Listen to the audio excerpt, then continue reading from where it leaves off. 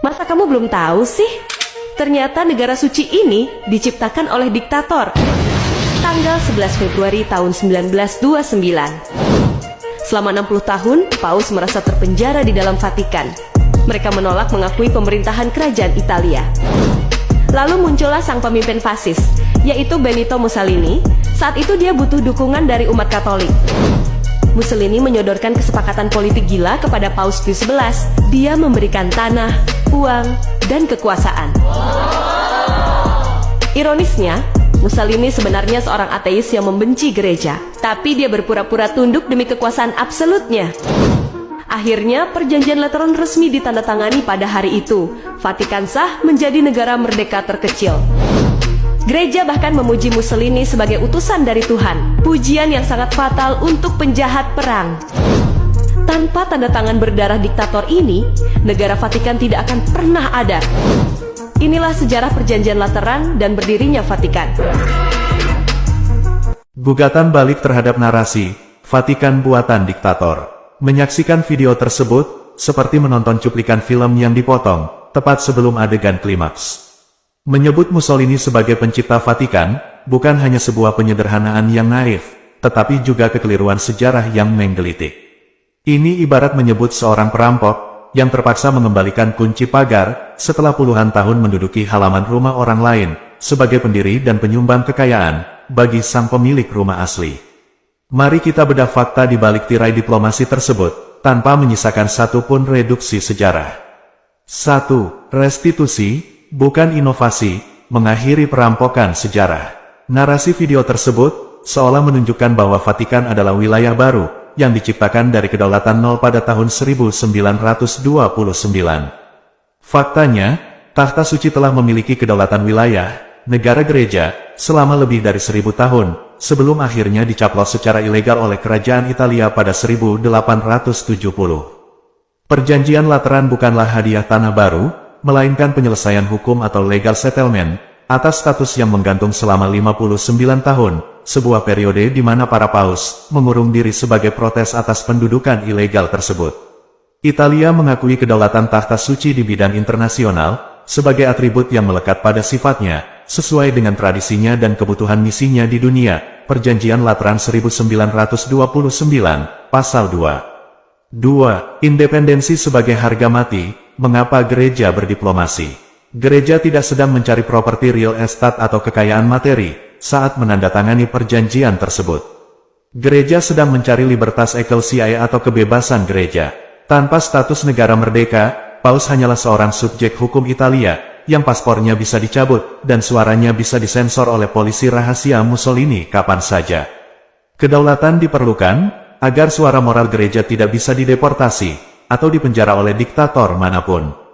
Kedaulatan kedaerahan adalah syarat yang mutlak diperlukan bagi kedaulatan rohani. Tanpa kedaulatan kedaerahan, kedaulatan rohani hanyalah sebuah kata tanpa makna, sebuah bayangan tanpa substansi. Kardinal Pietro Gasparri, Sekretaris Negara Vatikan, penandatangan Perjanjian Lateran. 3. Meluruskan isu uang sogokan, kompensasi atas aset yang disita. Seringkali dinarasikan bahwa Mussolini menyuap gereja dengan uang dalam jumlah besar. Faktanya, uang tersebut adalah restitusi finansial atau ganti rugi atas ribuan hektar tanah, bangunan, dan aset negara gereja yang disita secara paksa oleh pemerintah Italia sejak 1870. Gereja bahkan menerima jumlah yang jauh lebih kecil daripada nilai asli aset yang hilang demi tercapainya perdamaian.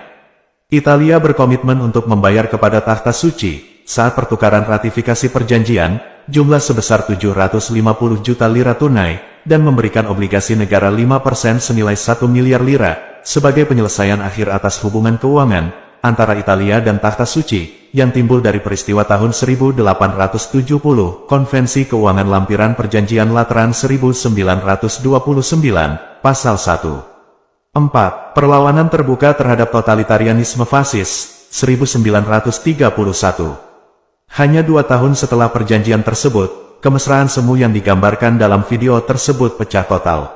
Saat Mussolini mencoba memonopoli pendidikan kaum muda, lewat organisasi fasis dan menindas Catholic Action, Paus Pius XI membalas dengan sebuah tindakan spionase suci. Beliau menyelundupkan naskah keluar dari Italia melalui imam muda, agar tidak disita intelijen Mussolini, untuk kemudian diterbitkan di Prancis. Sebuah konsepsi yang menjadikan negara sebagai tujuan akhir, dan manusia sebagai sarana belaka, adalah sebuah ideologi yang secara nyata merupakan penyembahan berhala yang pagan, atau pagan statolatry, yang tidak kalah bertentangannya dengan hak-hak alami keluarga, sebagaimana ia bertentangan dengan hak-hak ilahi Tuhan. Paus Pius XI, ensiklik Non Abi Amo Bisogno 1931, nomor 44. 5. Menghantam sekutu Mussolini, perlawanan terhadap Nazisme, 1937. Gereja tidak hanya melawan fasisme di rumah sendiri, tetapi juga menyerang kakak ideologis Mussolini, yaitu Adolf Hitler. Melalui ensiklik Mitbrennender Sorge, yang secara unik ditulis dalam bahasa Jerman, bukan Latin, agar bisa langsung dibacakan di mimbar-mimbar gereja di seluruh Jerman, Vatikan menelanjangi kesesatan rasisme.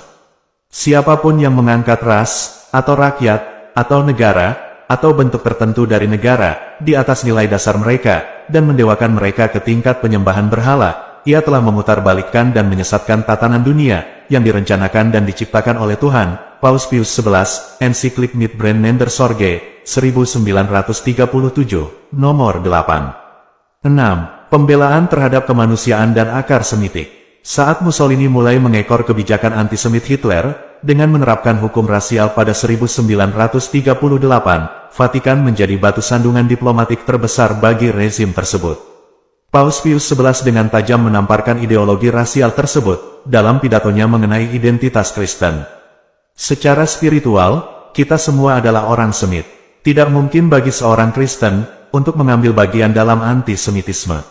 Antisemitisme adalah gerakan yang tidak bisa kita, sebagai orang Kristen, ikut serta di dalamnya. Paus Pius XI, pidato kepada pesiaran Radio Katolik Belgia, tanggal 6 September tahun 1938. 7. Kedaulatan sebagai instrumen penyelamatan, benteng rahasia Yahudi.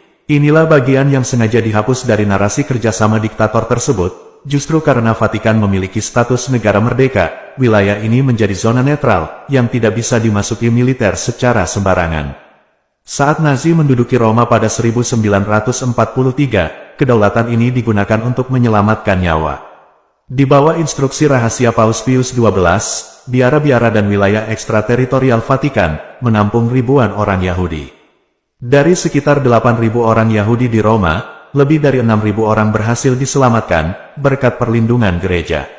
Tahta suci tidak pernah berhenti melakukan segala daya yang dimilikinya, untuk meringankan penderitaan mereka, yang tanpa memandang kebangsaan atau ras, terkena dampak malapetaka perang. Paus Pius XII, surat kepada Uskup von Preissing, 1943. Kesimpulan, siapa yang menang dalam sejarah? Menyimpulkan bahwa Vatikan ada berkat budi baik seorang diktator, adalah bentuk distorsi sejarah yang fatal.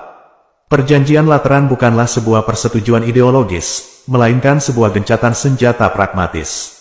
Gereja Katolik menerima pengakuan kedaulatan dari seorang diktator yang haus legitimasi, justru untuk membangun sebuah benteng, di mana suara kebenaran tidak bisa dibungkam oleh polisi rahasia. Mussolini berakhir tragis, dieksekusi oleh rakyatnya sendiri, dan ideologi fasismenya terkubur di tempat sampah sejarah. Sementara itu, Vatikan tetap berdiri kokoh sebagai entitas kedaulatan, yang paling berpengaruh secara moral di dunia. Gereja Katolik tidak berhutang nyawa pada Mussolini, justru kedaulatan itulah yang akhirnya digunakan gereja, untuk melawan kegilaan Mussolini dan sekutunya.